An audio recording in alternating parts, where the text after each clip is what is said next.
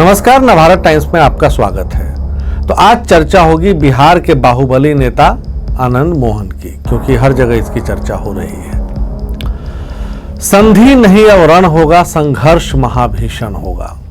17 साल की उम्र में बंदूक की नाल थामने वाले आनंद मोहन ने यह नारा दिया था 1994 में। क्यों दिया था, इसका जिक्र भी हम आगे करेंगे। फिलहाल तो वो 14 साल जेल में बिताने के बाद अब बाहर आ रहे हैं। शिवहर से सहरसा तक राजपूत वोट बैंक पर पकड़ रखने वाले इस बाहुबली के खिलाफ पहली एफआईआर तो 1978 में ही दर्ज हो गई थी, लेकिन फांसी से बचते बचते उम्र कैद मिली किसमें? जी कृष्णैया की हत्या के बाद। दलित आईएएस कृष्णैया को भूमिहार डॉन छोटन शुक्ला के जनाजे में चींटी की तरह पीस दिया गया था। बेतहाशा भीड़ में किसी ने छोटन के शार्प शूटर भाई भुटकुन को कहा था, देखता क्या है फायर झोंक। उकसाने वाला यह शख्स आनंद मोहन निकला। हत्या के दोषी ने सहरसा जेल में अब गांधी पर 3 किताबें लिखी हैं और अब पूरी कायनात उन्हें पाक साफ बताने पर आमादा है। सत्ता की सरांध का आलम यह है कि दलित नेता जीतन राम मांझी को लगता है कि आनंद मोहन को फंसा दिया गया था, पर हैरत तो सुशासन बाबू पर होती है। क्राइम पर जीरो टॉलरेंस वाले सीएम ने तो आनंद मोहन की जल्दी रिहाई के लिए कानून की कुंडली ही बदल डाली। ऐसा मुख्यमंत्री विरल होगा। जो वो पहले थे, जो अब हैं, उस पर डिस्कशन जारी रहेगा। ये नीतीश का यू टर्न है।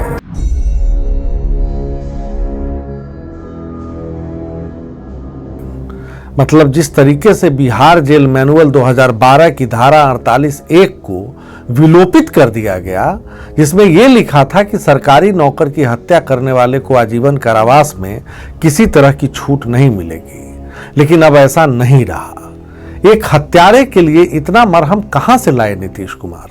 ये वही नीतीश कुमार हैं जिन्होंने जनवरी 2023 में एक रैली में ही ऐलान कर दिया था कि वो आनंद मोहन को जल्दी निकालने का जुगाड़ भिड़ा रहे हैं, क्योंकि तब भीड़ में से कुछ लोगों ने नारा दिया था, आनंद मोहन को रिहा करो। 17 साल में बिहार को बदलने वाले नीतीश का चेहरा इतना विद्रूप हो जाएगा, समझ में नहीं आता। जिसने बिहारियों के चेहरे पर सड़कों जैसी चमक और गांव खलिहान से अंधियारा दूर कर रहे बल्ब की तरह चमक पैदा की थी, वो विकास पुरुष किस दलदल में फंसा हुआ दिखाई दे रहा है, ये कहना मुश्किल है। ठीक है, जाति, जिंदगी और सियासत में परिस्थितियां बदलती हैं। आप ठहरते हैं, सोचते हैं, फिर आगे बढ़ते हैं, लेकिन ये शख्स अचानक यू टर्न लेकर पीछे क्यों चल पड़ा है?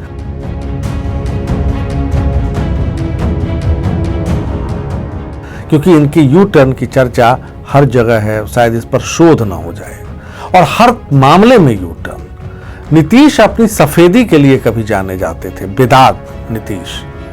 यू टर्न इसलिए कि इसी नीतीश ने कभी बाहुबलियों के समर्थन से सरकार बनाना मुनासिब नहीं समझा था।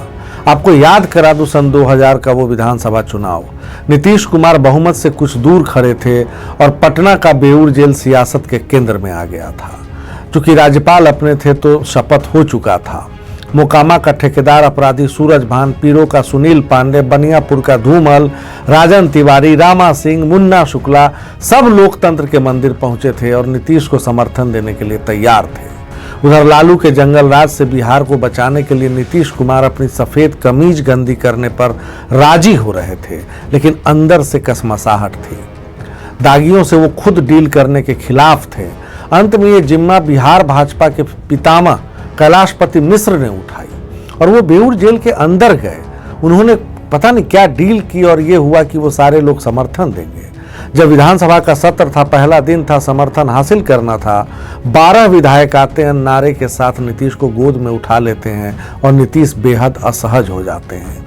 वो वोटिंग से पहले ही इस्तीफा दे देते हैं। कहा जाता है कि अपराधियों के समर्थन से सरकार चलाने के मूड में नीतीश कुमार नहीं थे। वो नीतीश कुमार और आज के नीतीश कुमार।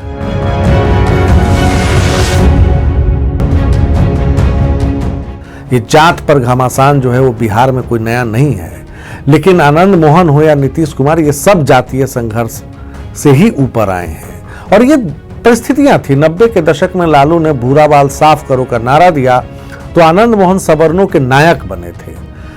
अगरे अचानक लालू राज में पिसे हुए फील कर रहे थे और रॉबिन हुड छवि वाले अपराधियों में उन्हें संरक्षक दिखाई देने लगा। यही हाल नीतीश कुमार का था। याद कीजिए, जब उनका लवकुश लालू के यादववाद में पिस रहा था तो नीतीश भी कुर्मी रैली के सहारे आगे बढ़े, अलग पार्टी बनाई। उधर आनंद मोहन की बीवी लवली ने 1994 में लोकसभा उपचुनाव जीता। आनंद मोहन ने फिर बिहार पीपुल्स पार्टी बनाई। 1995 में जब लालू ने और मजबूत होने का संकेत दिया तो आनंद मोहन समता पार्टी में चले गए। 96 में सहरसा से सांसद बने, वो भी जेल के अंदर रहते हुए, और जॉर्ज फर्नांडिस की तरह उन्होंने तस्वीर भी खिंचवाई। निजी आर्मी से ताल्लुक भी उनका जारी रहा। लालू के मुसलमान यादव समीकरण के खिलाफ नीतीश और भाजपा ने जो समीकरण बनाया उसमें सवर्णों की भूमिका बहुत खास रही।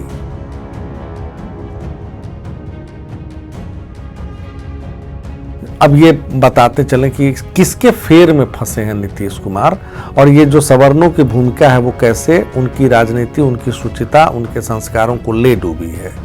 2 बार की कुट्टी के बाद नीतीश आज तेजस्वी के सहारे सियासत कर रहे हैं, तो जातीय समीकरण भी देखना है। कभी अनंत सिंह के गले लगने वाले नीतीश अब इतने बदल गए हैं कि सत्ता के लिए संस्कारों को स्वाहा करना सबसे आसान काम लगने लगा है। अनंत सिंह तो बानगी है। 2019 में महागठबंधन की सरकार थी तो अनंत सिंह के घर पर रेड में क्या मिले, हथगोले और न जाने क्या क्या मिला। जब भूमिहार डॉन आरजेडी में आ गया और नीतीश ने भी पाला बदल लिया तो क्या होता है, वो अनंत सिंह की बीवी के लिए वोट मांगते हैं। इस यू टर्न से घिन आती है, लेकिन सियासत की सच्चाई से कौन मुंह मोड़ सकता है। अब जानिए आज की तारीख में अनंत की जय जय क्यों कर रहे हैं नीतीश। वो जब भाजपा के साथ थे तभी मुजफ्फरपुर की बोचहा सीट से भगवाधारी बेबी कुमारी हार गई, भाजपा की कैंडिडेट थी जेडीयू के समर्थन के बावजूद, और आरजेडी कैंडिडेट भूमिहारों के प्रचंड बहुमत से जीत गया। तब भीतर ही भीतर नीतीश खूब खुश हुए। कहीं न कहीं 2020 के चुनाव में भीतर घात के मरहम पर जो घाव था उससे मरहम लगा उनको, और अब जब तेजस्वी के साथ हैं तो राजपूतों और भूमिहारों का एमवाई से मिलन कराने की आस जगी है। इसलिए तेजस्वी परशुराम जयंती और नीतीश महाराणा प्रताप के कार्यक्रम में देखे जाने लगे हैं। अब भाजपा भूमिहारों से चोट खाने के बाद गलती सुधारने की प्रक्रिया में है, तो वो रिस्क कैसे लेगी। इसलिए मजबूरी है कि आनंद मोहन की रिहाई का विरोध न करें, समर्थन करें। इस मुद्दे पर बीजेपी सबसे कंफ्यूज पार्टी के तौर पर उभरी है। आनंद मोहन एक भूमिहार डॉन की हत्या के जनाजे में था जब आईएएस कृष्णैया की हत्या हुई थी और ये प्रतिक्रिया में हत्या हुई थी, तो गिरिराज सिंह जैसे भूमिहार नेता भी संकोच करते हैं उनका विरोध करने से। पता चले भूमिहार और बिदक गया। तो ये जो आर और बी फैक्टर है ना, इसको खिसका तो लेने के देने पड़ जाएंगे अगर खिसक गए तो। इसलिए जो है कोसी के डॉन के आगे सारे नतमस्तक हैं आज बिहार में, और नीतीश कुमार खास तौर पर उनका जिक्र करना जरूरी है क्योंकि ये जाति और हत्या को भी जोड़ कर देखने वाले नेता हैं। आपको बता दूं, जब 2020 का चुनाव था और इनको लगा कि इसमें कुछ गड़बड़ हो सकता है, तो तब उन्होंने वो एक कानून लेकर आए और उन्होंने साफ कहा कि अगर दलितों की हत्या होती है तो उसके परिवार के एक सदस्य को नौकरी दी जाएगी। तब भी ये कहा गया कि उनके इस तरह के कानून से और बयान से हत्यारों को और छूट मिलेगी, दलितों की हत्या और बढ़ेगी। और आज उन्होंने क्या किया, कानून की कुंडली बदल दी, जिससे सरकारी सेवकों की हत्या करने वाले भी उनको अब उनमें आस जगेगी कि उनके आजीवन कारावास की सजा कम हो सकती है और वो जल्दी बाहर छूटकर आ सकते हैं काल कोठरी से। तो ये है नीतीश कुमार आज के बिहार के। आज के लिए इतना ही, शुक्रवार को फिर मिलेंगे, तब तक के लिए नमस्कार।